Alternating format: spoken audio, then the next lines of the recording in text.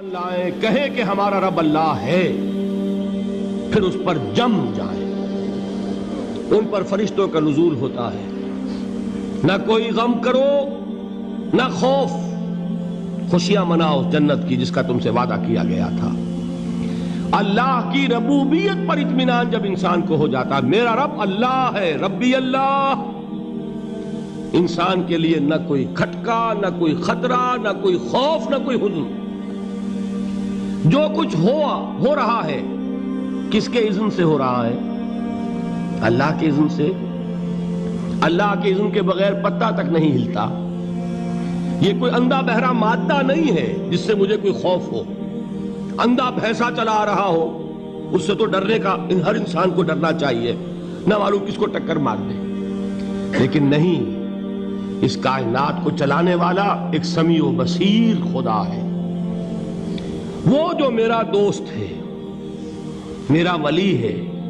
اللہ ولی الذین آمنوا یخرجہم من الظلمات الی النور۔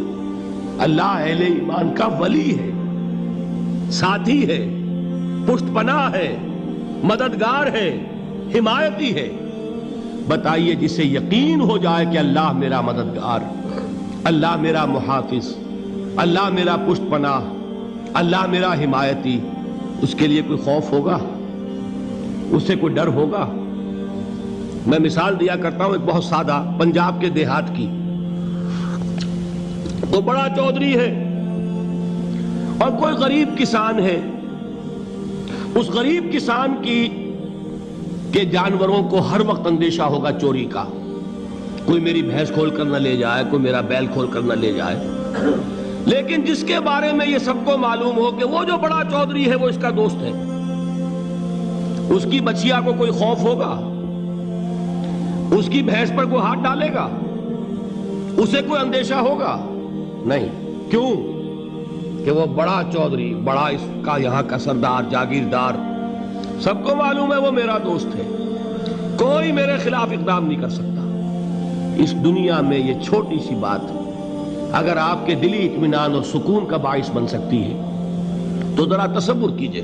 میں لفظ تصور استعمال کروں گا صرف اس لیے کہ اس کا ہم جس کو کہتے ہیں ادراک اور شعور کر نہیں سکتے، اگر کے ساتھ کر سکتے۔ اگر یقین ہو کہ اللہ میرا مددگار اور یقین ہو کہ اللہ ہر آن میرے ساتھ ہے، پھر کوئی خوف؟ کس کا خوف؟ کوئی شے اللہ سے بالا تر ہے؟ کوئی قوت اس سے زیادہ طاقتور ہے؟ کوئی اس کے ارادے کو بدلنے والا ہے؟ کوئی اس کی مشیت کے آڑے آنے والا ہے؟ یہی بات ہے جو حضور نے فرمائی۔ یہ ایمان کا حاصل ہے لب لباب، کہ دیکھو اچھی طرح اس بات کو ذہن نشین کر لو، اگر تمام انسان مل کر تمہیں کوئی نقصان پہنچانا چاہے نہیں پہنچا سکتے مگر جو کچھ اللہ نے لکھ دیا ہو، اور تمام انسان مل کر تمہیں کوئی نفع پہنچانا چاہے نہیں پہنچا سکتے مگر وہ شے جو اللہ نے طے کر دی۔ آپ پھر میں کہوں گا ذرا طاری کیجئے، اسے فرض کیجئے، اسے سوچئے۔ اگر اس حدیث پر ہمارا دل ٹھکا ہوا ہو تو کسی سے ڈر ہوگا؟ یہ مجھے نقصان نہ پہنچا دے، یہ میری رپورٹ خراب نہ کر دے، یہ میری انکریمنٹ نہ رکوا دے، یہ میرا یہ نہ بگاڑ دے، یہ میرے یہ نقصان نہ پہنچا دے۔ اس کا ڈر، اس کا ڈر، اس کا خوف، اس کی خوشامد، اس کے لیے جا کر طرح طرح سے اپنی عزت نفس کو ذلیل کروانا اس کے سامنے، یہ سب کچھ کیوں کرتا ہے انسان؟ جب سمجھتا ہے کہ اس کے ہاتھ میں میرا کوئی نفع ہے، اس کے ہاتھ میں میرے لیے کوئی ضرر ہے، یہ مجھے کوئی غضب پہنچا سکتا ہے، یہ مجھے کوئی نقصان پہنچا سکتا ہے، یہ میرا کوئی کام بنا سکتا ہے، یہ میری کوئی ضرورت پوری کر سکتا ہے، اسی کا نام شرک ہے۔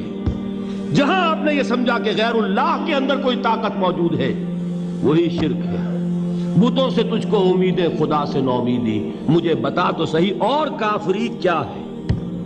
شرک تو یہ ہے جس پر بھی تمہیں یہ خیال ہے، کلمہ ہے یہ کلمہ سوم، لا حول ولا قوت الا باللہ، ذرا اس پر دل کو کبھی اگر آپ تصور کریں، پھر فرض کریں، دل ٹھک جائے اس پر، کوئی طاقت نہیں۔ یہی بات تھی جو شیخ عبد القادر جیلانی رحمۃ اللہ علیہ نے اپنی وصیت میں اپنے بچے سے کہی. 11ویں دینے والے ہیں، لیکن حضرت شیخ عبد القادر جیلانی کی وصیت اور تعلیمات کو کتنے لوگ ہیں جو جانتے ہو؟ یہ جن مقامات تک پہنچے ہیں وہ کس چیز کی بدولت پہنچے ہیں؟ انہوں نے جو پیغام دیا وہ کیا تھا؟ اے میرے بچے، جس طریقے سے قرآن مجید میں حضرت لقمان کی نصیحتیں جو ہے نقل کر دی گئی ہیں، میں یہ عرض کروں گا بالفرض اگر قرآن حضرت عبد القادر جیلانی کے بعد نازل ہوا ہوتا تو شیخ عبد القادر کی یہ نصیحتیں بھی قرآن میں درج ہوتی. اتنی اونچی نصیحتیں ہیں. اے میرے بچے، اس حقیقت کو ذہن نشین کر لے، لا فاعل فی الحقیقت ولا مؤثر الا اللہ.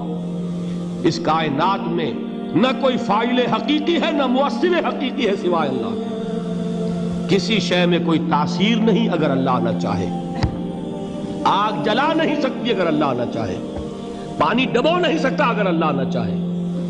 زہر ہلاک نہیں کر سکتا اگر اللہ نہ چاہے. کوئی چیز فائدہ نہیں پہنچا سکتی اگر اللہ نہ چاہے. تو در در پہ کیوں سر جھکاتے ہو؟ در در پر کیوں جبیں سائی کرتے ہو؟ سب کے سامنے کیوں ہاتھ پھیلاتے ہو؟ ایک اللہ سے مانگو. ایک اللہ کے سامنے زمین پر اپنی جبین رکھو.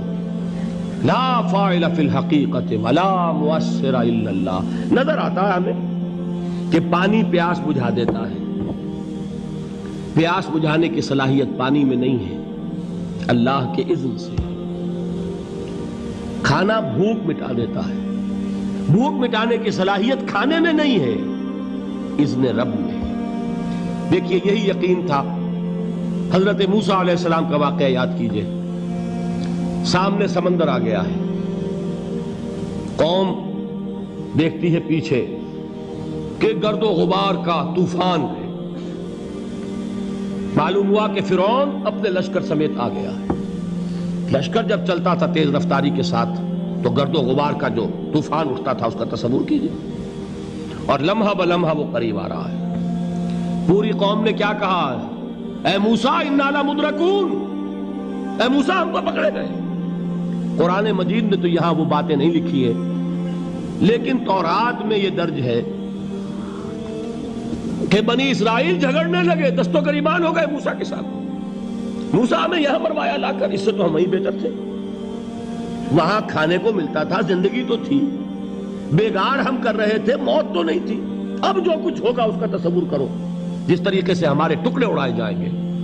تو لڑ رہے ہیں حضرت موسیٰ علیہ السلام سے. یہ تورات کی تفصیل ہے. قرآن میں صرف اتنا آیا ہے، پریشان ہو کر انہوں نے کہا انا لمدرکون، موسیٰ ہم تو پکڑے گئے. اس وقت موسیٰ کا جواب کیا ہے؟